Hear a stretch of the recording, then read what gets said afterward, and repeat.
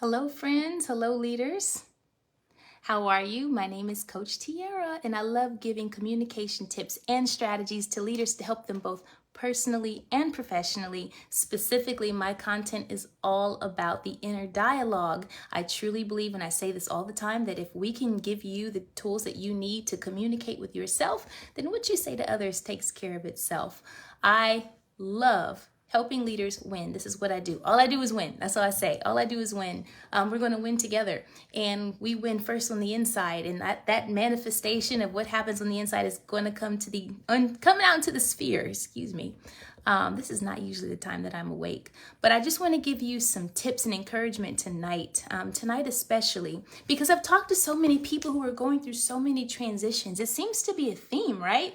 And I'm wearing my Ohio State sweatshirt, my Buckeye sweatshirt, because I believe they are winners, and I believe you're a winner too. So what I want to talk to you about specifically is, how do you know if it's your winning season? And I have to say this is my disclaimer that this is a kingdom conversation. Those of you who are members of this kingdom, you know who you are. If you are not, that's okay. This may not be for you, but I welcome you to stay and watch. I think you're going to find some encouragement anyway. You're more than welcome to inbox me. I love sharing my faith. But just to get back to the broadcast, we're going to talk about the winning season. And let me tell you something. When it's your winning season, to the naked eye, it doesn't look like it. That's something that you have to know. You know it's your winning season because everyone is attacking you. You know it's a winning season because everyone is coming at you. You know it's a winning season because some of the people who've given you a hard time start to frustrate themselves and they start to leave your life. You know it's your winning season when you start losing people. Let's be honest about that. You know it's your winning season when some of the things that were distracting you find themselves not making any room in your mental headspace.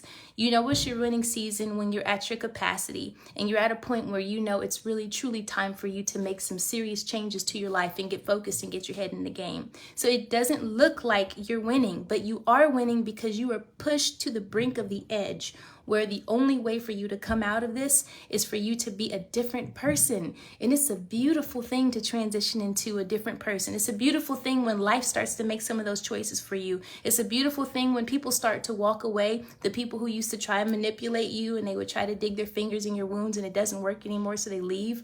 The manipulators, I call them the liars, the deniers, the ignorers in your life. That's your winning season. Let's make this comparison to football, right? You see the quarterback, imagine you're the quarterback. You've got all these people running at you because you have the ball. That's what the winning season looks like. But you're not winning just because everyone is trying to attack you. You're winning because you have a strategy, you have a solution, and you can see yourself right there at the 50-yard line, ready to make that touchdown. And you know it's your winning season because you've trained for it and you've prepared for it. You know it's your winning season because those plays start to run themselves in your mind and you say, I've been here before. Oh, you know what? There is a strategy for that. You know what? I've been at this place before. And you get faster and better and smarter. And you also stop being intimidated and you just start making the moves that you need to make so that you can zip past your enemies. Let me tell you something. You know, it's so important that you recognize what your winning season looks like. Because if you don't, you'll think that it is your season of being downtrodden. You'll think it's your season of being discouraged. You'll think it's your season of being plucked, when really, truly, it is your season of being pruned. And it's a beautiful thing. It's a beautiful thing. It's an uncomfortable thing. But guess what? Wins are never comfortable. So here's what I want you to do. I want to give you just first, that tip is have eyes for the win.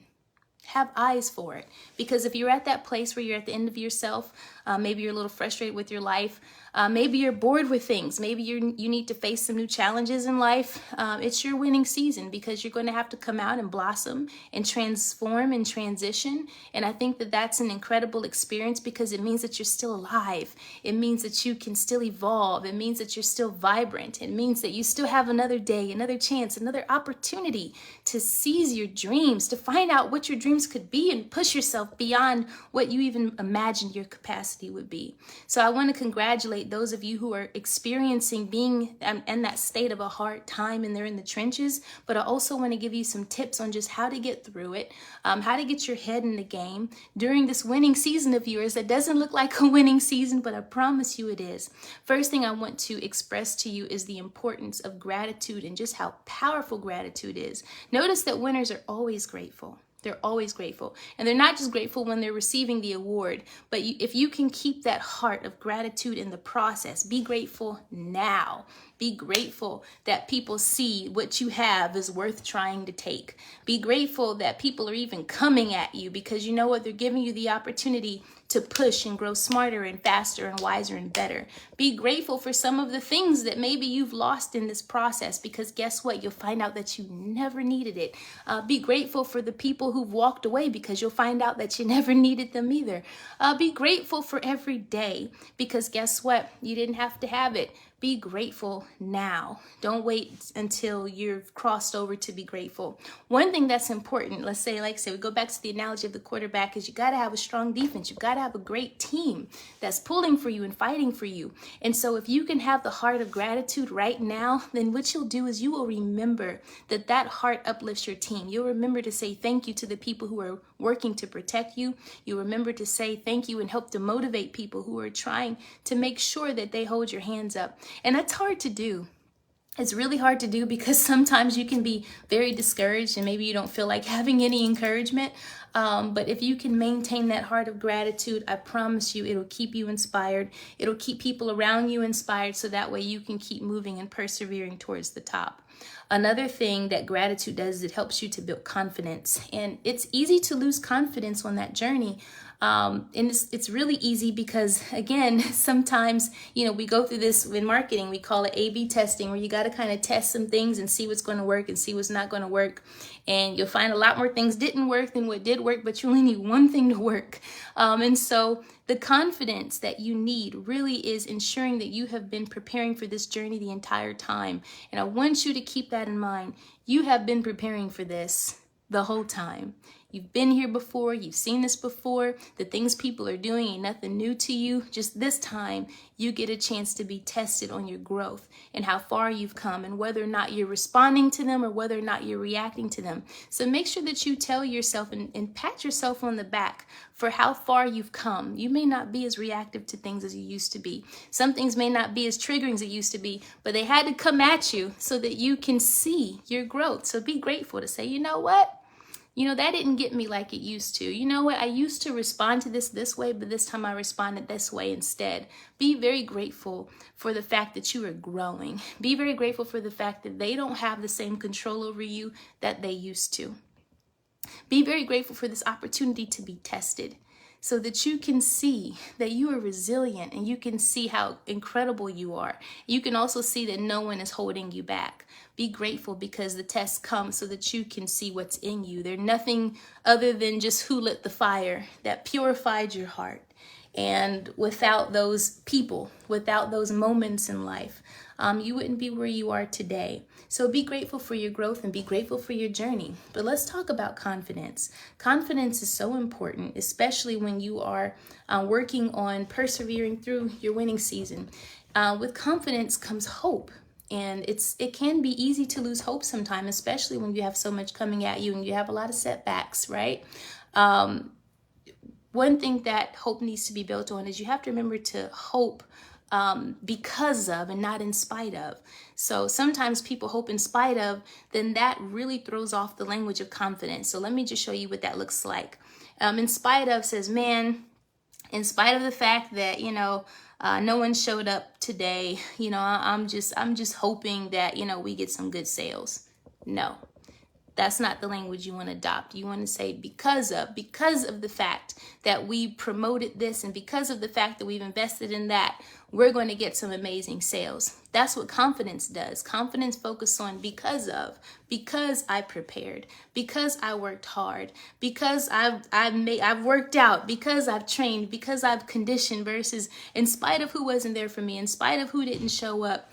Let the in spite ofs go. We all have them. We all have those things in our life that let us down, and you're going to have to chop that off if you want to build real confidence. And you have to think of your because of moments, not your in spite of moments, so that you can build the true language of confidence, because that's what confidence is made of. It's made of what you prepare to do, what you know that you sought out to do, the work that you put out there between you and God, the prayers that you've put into place, the mental work, whatever, the work you did with your therapist, the things you did all by yourself when no one was watching.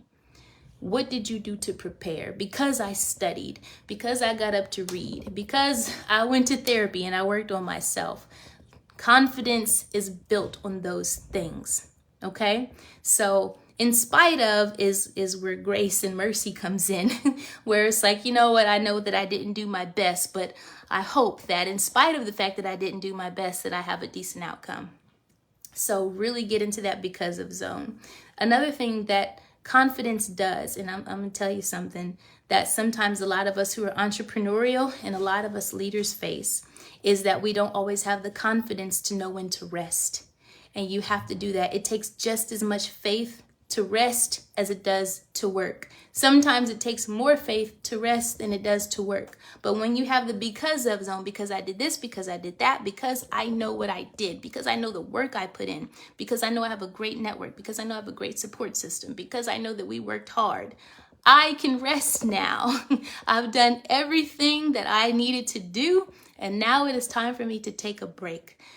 It is so important to know in your winning season when it's time for you to rest your body and rest your mind and rest your heart and rest your soul and take a break. It's like literally you want to go into a zone, right, with a dull blade when you need to make the big chop one day. You don't want to do that. Don't dull your axe. Rest and get sharp, right? Because the more rest you get and the more you allow yourself to sharpen and strengthen, the more effective you're going to be when it's time for you to cross over into that finish line. So I really hope that you develop the language of confidence. I really hope that you build that because of our discussion today, that you will have the confidence to rest when it's time to rest.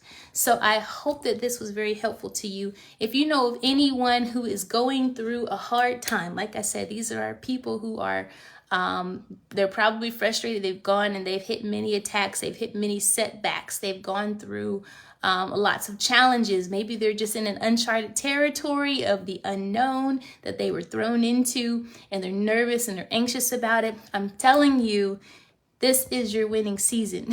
You just got to develop the eyes for the win. Remember, that was tip number 1. Tip number 2 was learning gratitude. That was so important. Having the heart of a winner is having gratitude. Tip number 3 was building confidence, the confidence to work and the confidence to rest. So I hope that those things help you out quite a bit, because you are all winners in my book.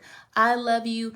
God loves you. This is a purpose-driven life, and you have all the tools and resources that you need to succeed in this work that you're doing. So congratulations, and thank you so much for watching my broadcast. I do want to have gratitude and say thank you to those of you who have purchased my books.